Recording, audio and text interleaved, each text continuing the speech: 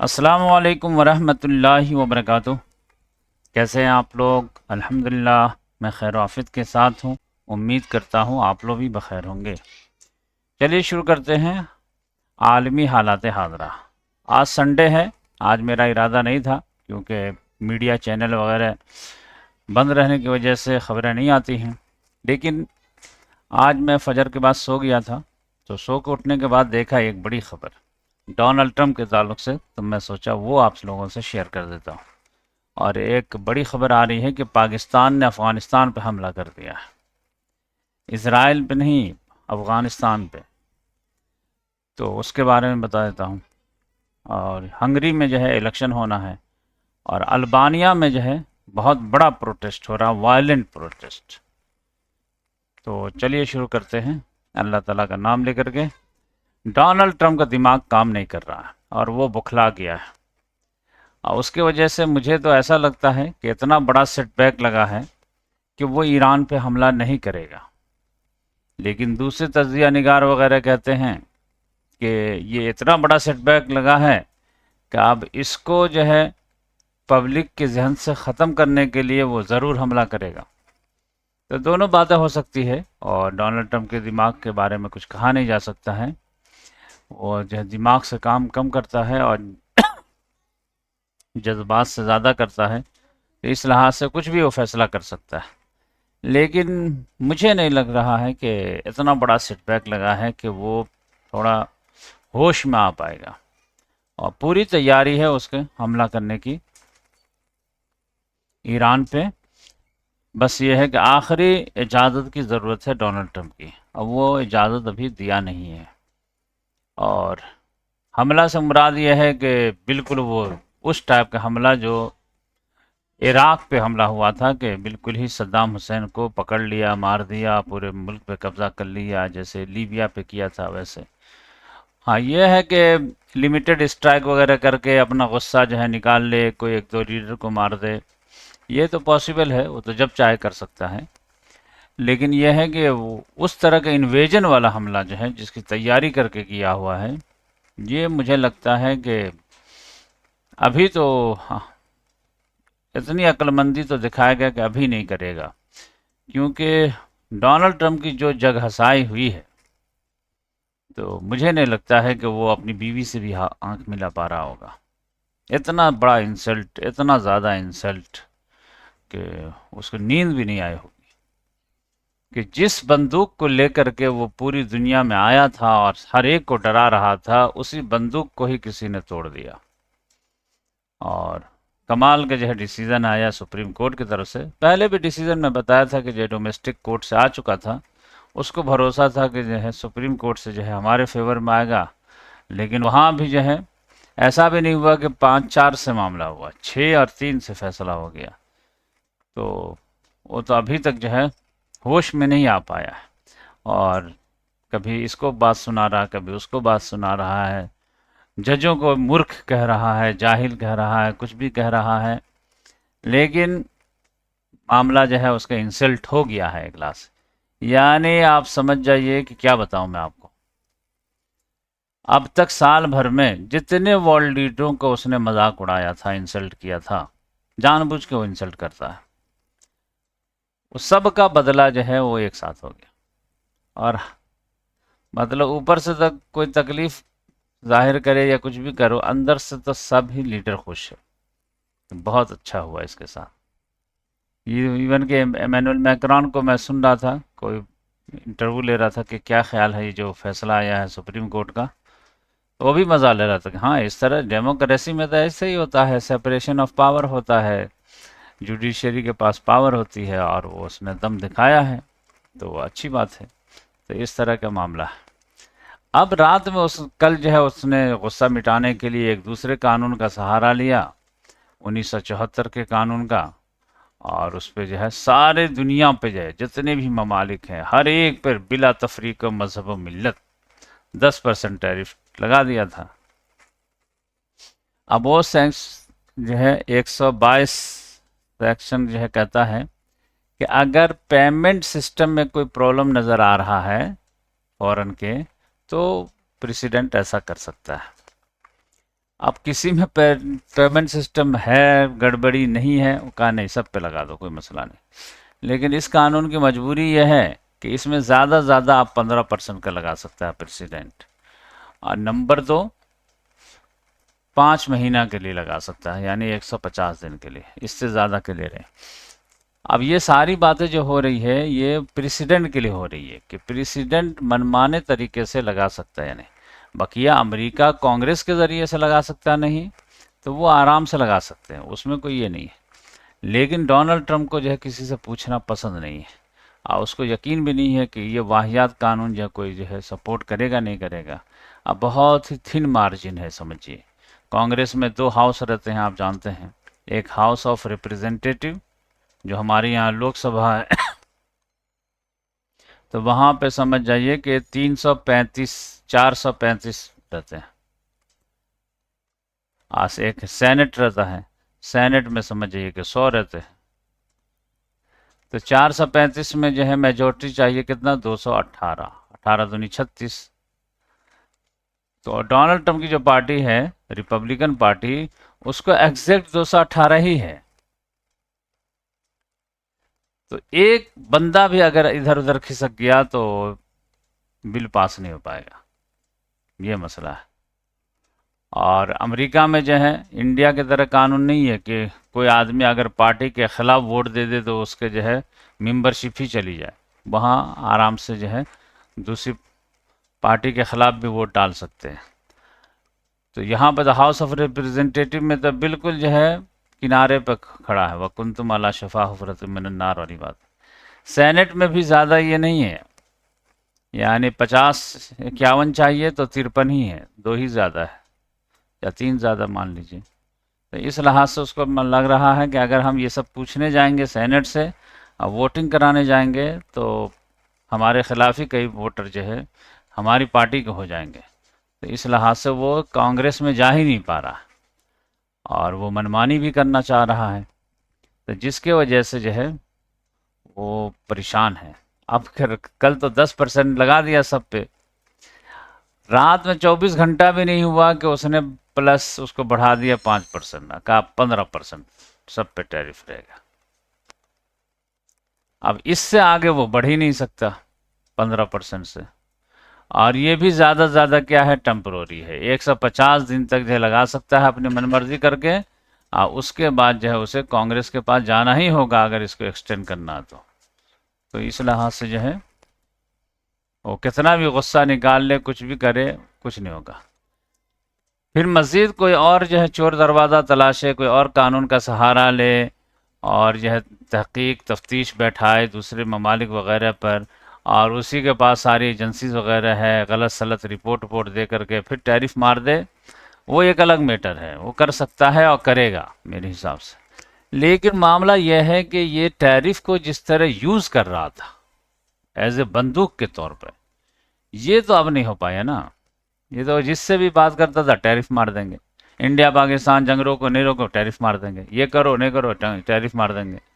तो ये जो मामला था टैरिफ मार देंगे टैरिफ मार देंगे, ये सब आप मामला ख़त्म हो गया, ये बंदूक ही किसी ने छीन लिया उसको। तो इस वजह से डोनाल्ड ट्रंप जो है, अब इसमें क्या है कि ये सिर्फ यही नहीं कि टैरिफ वाला मामला ख़त्म हो गया, ये अजीब व गरीब जो है मसाइल में घिर जाएगा, समझिए। फॉर एग्ज़ाम्पल मैं बताता हूँ, देखिए इंडिया से भी अभी जो है ट्रेड डील की बात हो रही थी, तकरीबन बात हो भी गई थी।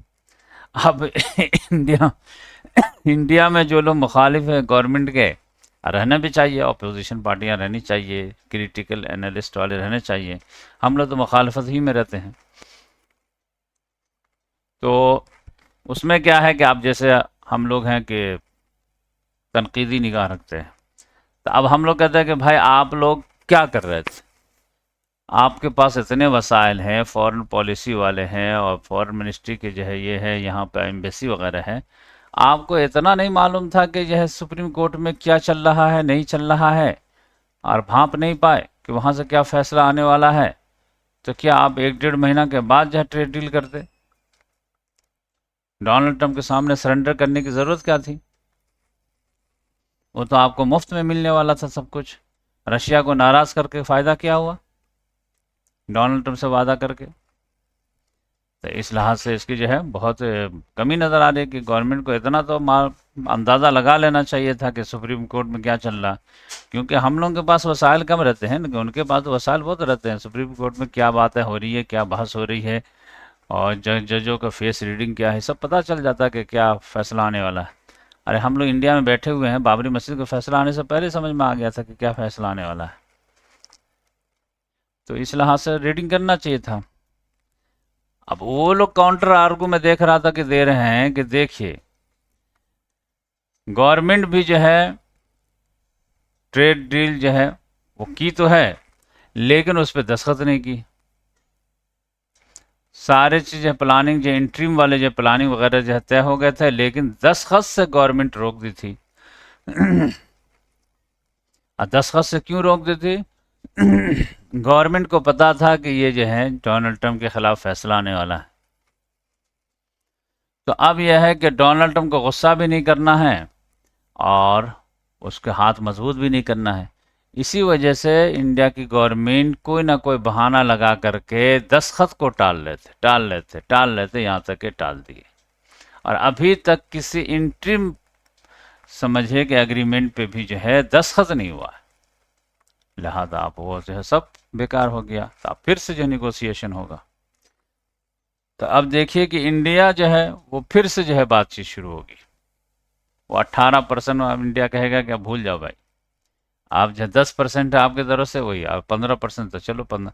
अब ये 15% में ज़्यादा फर्क किसी को नहीं पड़ने वाला है क्योंकि हर एक पे ही 15% लगा दिया है। एक पे रहता तब ना किसी को मुसीबत आती, हर एक पे है तो चलो सब झेलेगा, सभी का कीमत बढ़ा दो, कोई मसला नहीं है।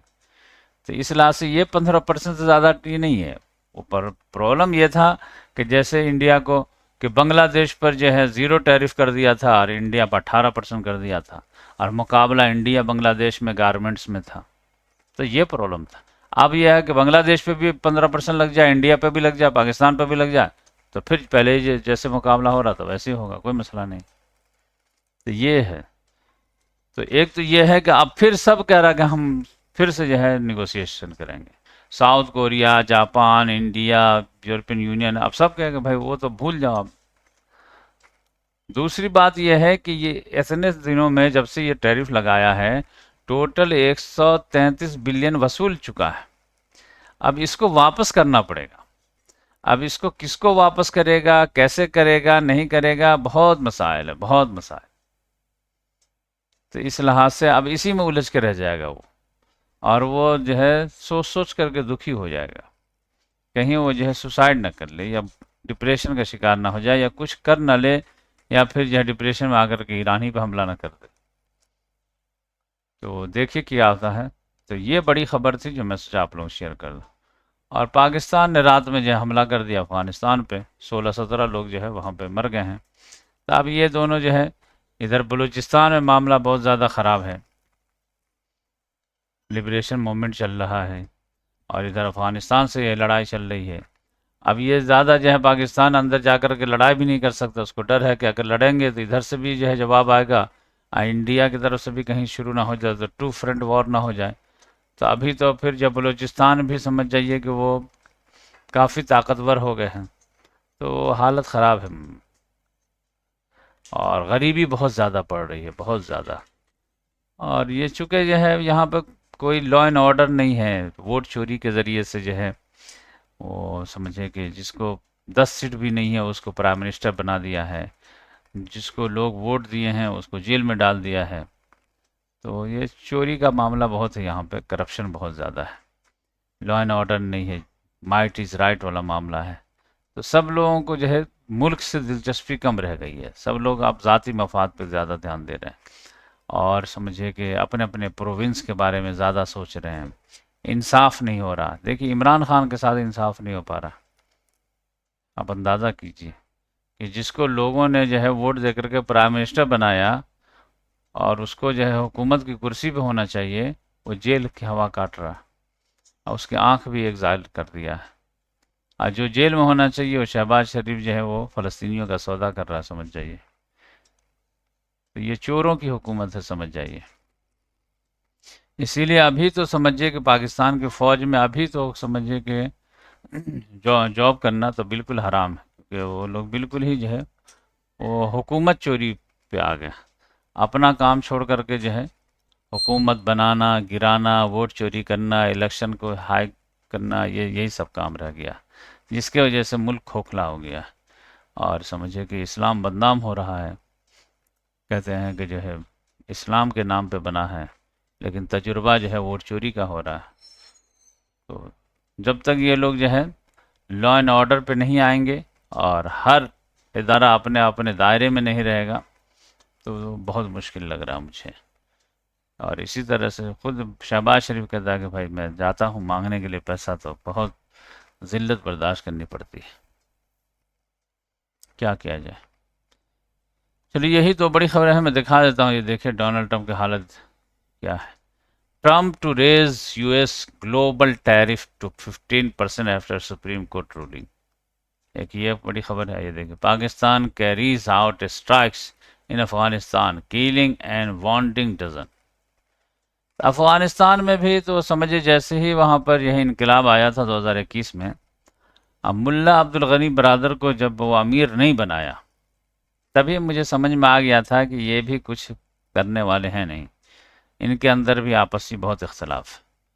तो मुझे तो उसी वक्त समझ में आ गया था कि कोई बड़ा विजनरी लीडर लग नहीं रहा। एक लीडर में मुझे नज़र में आया कि थोड़ा मॉडरेट है और थोड़ा सा जो है दुनिया को समझता है, लेकिन उससे बनने ही नहीं दिए। तो 8 bodies recovered in Libya Greece as Mediterranean death toll. सब देखिए बेचारे लोग जो है जाते हैं रोजी रोटी की तलाश में, पूरा जहाज ही डूब जाता है। मसूद पेजेश्कियान साहब क्या कह रहे हैं। Iran will not bow down to US pressure in nuclear talks, Pezeshkian says. हाँ, तो ये तो अच्छी बात है कि अमेरिका वगैरह के सामने तो झुकेंगे, तो जितना झुकेंगे उतना ही झुकाते चले जाएंगे। वो तो बेहतर था इन लोगों को जो है कि जब फ़लस्तीनी लोग जो है वो मस्जिद अक्सा के आज़ादी की जंग छेड़े थे, तो उसी वक्त इन लोगों को शामिल होना चाहिए था। तो उस वक्त तो बुज़दिली दिखाए और जो है बस बोली बचन तक जो है रहे, जबकि मालूम था कि जो है वो एक एक करके सबको निशाना बनाएगा। तो उसी वजह है सब लोगों को मिलजुल करके लड़ना चाहिए था, पूरी ताकत से लड़ना चाहिए था और अल्लाह पे भरोसा करके लड़ना चाहिए था। लेकिन ये लोग जो है 70-80 हज़ार जो है फ़लस्तीनियों की शहादत को कबूल कर लिए और फिर कुछ नहीं किया। इवन कि कुदरत ने इनको मौका भी दिया, खुद इसराइल ने अटैक कर दिया, अमेरिका ने अटैक कर दिया, जंग शुरू भी हो गई, 12 दिन जंग भी हुई, अपर हैंड भी रहा, फिर भी जो है सुलह कर लिए बिना फ़लस्तीनियों से पूछे हुए, बिना फ़लस्तीनियों के मफाद के सामने, बिना कंडीशन रखे हुए। ये भी इन्हें कंडीशन रखे कि तुम फ़लस्तीनियों पे जंग रोको तो हम जंग रोक देंगे। नहीं नहीं, हम अलग कौम है, फ़लस्तीनी अलग कौम है। तो फिर देखिए क्या होता है। तो ये उम्मत मुस्लिमा का तो मैसेज नहीं हुआ ना कि ईरानी अलग है, फ़लस्तीनी अलग है, आप फिर इस्लाम का नाम लेते हैं। ठीक है, वो सेल्फ डिफेंस है कि अमेरिका एग्रेशन दिखा रहा है, तो कोई भी जो है मजलूम के साथ रहता है, तो उस लिहाज से तो सब साथ हैं। लेकिन मजलूम को ये भी देखा जाता है कि जब फ़लस्तीनियों पर जो है बमबारी हो रही थी, तो आप जो है मिसाइल रख के क्या कर रहे थे। जब आप पे हमला होता था तो मिसाइल चलाते थे, और जब इसराइल फ़लस्तीनियों पे चलाता था तो आप खामोश तमाशाए बने रहते थे। बस ये देखते थे कि सऊदी क्या कर रहा है और जो है यूएई क्या कर रहा है, तुर्की क्या कर रहा है। भाई सऊदी को अपने कब्र में जाना है और आपको अपने कब्र में जाना है। वो आला ऐलान कहता है कि हमें इस्लाम नहीं चाहिए और आप हुकूमत ही इस्लाम के नाम पे कर रहे हैं। तो दोनों में फ़र्क है कि नहीं है। 40-45 साल से जो पूरे मुल्क के जो हैं स्याह व सफ़ेद के मालिक बने हुए हैं, वो किस नाम पे बने हुए हैं, इस्लाम के नाम पे बने हुए हैं। तो आपसे ज़्यादा जो है इस्लामी अखुवत का मुतालबा होगा। सऊदी बादशाह तो कहते हैं कि भाई इस्लाम को जैसे हम पीछे रह जा रहे हैं, तो हमको तो इस्लाम से आगे बढ़ना है। यूएई वगैरह तो पहले कहता है कि हमें जो है ये रिवाइवल वाला इस्लाम चाहिए ही नहीं। तो फिर उनसे कंपेरिजन क्यों करते रहते हैं। तो इस लिहाज से जो है गलती बड़ी हो गई है, तो उसकी सज़ा अल्लाह ताला माफ़ कर दे तो अच्छा है। वरना देखिए कि क्या है, हिजबुल्लाह को जो है लेबनान पे कल जो है बड़ा हमला कर दिया था, बल्कि परसों किया था, कल की खबर है। आप 8-9 हिजबुल्लाह के इसको मार दिया था, कोई पूछने वाला नहीं है। जबकि दोनों का जब मुआहदा हो चुका, सीज फायर है, लेकिन इसराइल का था कोई सीज फायर इस बार नहीं। तो ये मामला है। यहाँ पे जो है हंगरी में इलेक्शन होना, विक्टर ओरबान 16 साल से यहाँ पर जो विराजमान है, 12 अप्रैल को इलेक्शन होगा। देखिए अगर ये जो है हार जाता है तो जेलेंस्की को बहुत चैन का सांस लेगा वो, उसका मूड खराब रहता है विक्टर ओरबान से। ये स्लोवाकिया का जो है रॉबर्ट फीको और विक्टर ओरबान, इन दोनों से हालत ख़राब है। रॉबर्ट फीको ने तो धमकी भी दे दिया जेलेंस्की को, अब विक्टर ओरबान ने भी, कि अगर ज़्यादा तुम जो है दायां बायां करोगे तो तुमको जो मदद जाना है यूरोपियन यूनियन की तरफ से $90 बिलियन लोन के तौर पे, उसको रोक दूंगा मैं। यूरोपियन यूनियन में जानते हैं कि कोई भी फैसला होता है तो कंसेंसस से होता है। तो जेलेंस्की की हालत ख़राब है। अब जेलेंस्की के यहाँ से जो है रशिया का जो है पाइपलाइन आता है, स्लोवाकिया हंगरी वगैरह, अब वो करा के कट करेंगे हम, लेकिन स्लोवाकिया वगैरह कहते हैं इसको मत करना है, वरना जो हम मदद करते हैं यहाँ से बिजली उजली भेजते हैं वो भी बंद कर देंगे तुमको। अब फिर यूरोपियन यूनियन से जो मदद जाती है वो सब बंद कर देंगे। तो थोड़ा होश में रहो, तुम्हारे वजह से सिर्फ हम नुकसान ही नहीं उठाएंगे, तुम्हारी वजह से हम लोगों का कुछ फ़ायदा भी होना चाहिए। यहाँ पर बहुत शदीद प्रोटेस्ट हो रहा, बहुत शदीद, ये अल्बानिया में टायराना। यहाँ पर करप्शन को लेकर के जो है लोग वायलेंट हो गए। अपोजिशन वाले कह रहे हैं कि इडी रामा तुम रिज़ाइन दो, बस जाओ घर, बहुत हो गया तुम। और समझिए कि छोटा मोटा जो है बम फेंक रहे हैं, तो आग लगा दिए हैं, तो क्या कर दे, मतलब एकदम वायलेंट। तब देखिए कि जो है कभी कभी तो यहाँ पे भी होता रहता है, इसमें सर्बिया में, जिसकी राजधानी क्या है, बेलग्रेड, और अभी अल्बानिया में होने लगा। तो अब देखिए कि क्या होता है। ये चंद खबरें थी जो मैं सोचा शेयर कर दूं, कम से कम अपडेट दे दूं। डोनाल्ड ट्रंप वाला कि 10 से 15% कर दिया है, और ये पाकिस्तान ने अफ़गानिस्तान पर हमला किया है। अब अफ़गानिस्तान वाले बदले में क्या करते हैं, वो तो पाकिस्तान का दिल तो कर रहा है कि मैं जा कर के जो है शदीद बमबारी कर दूँ अफ़गानिस्तान में, लेकिन वो ख्वाजा आसिफ ये डरता रहता है कि अगर इधर ज़्यादा उलझे तो फिर इंडिया ने हमला कर दे, और अगर दोनों तरफ से हमला हो गया तो बहुत मुश्किल है, कहीं सैंडविच ना बन जाए। तो हर ताकत के पीछे एक ताकत है, तो हर कमज़ोर से लड़ना चाहता है, ताकतवर से कोई नहीं लड़ना चाहता है। अफ़गानिस्तान से पाकिस्तान लड़ना चाहता है, पाकिस्तान से हिंदुस्तान लड़ना चाहता है, हिंदुस्तान से चाइना लड़ना चाहता है, चाइना से अमेरिका लड़ना चाहता है, अमेरिका से कोई नहीं लड़ना चाहता। चलिए।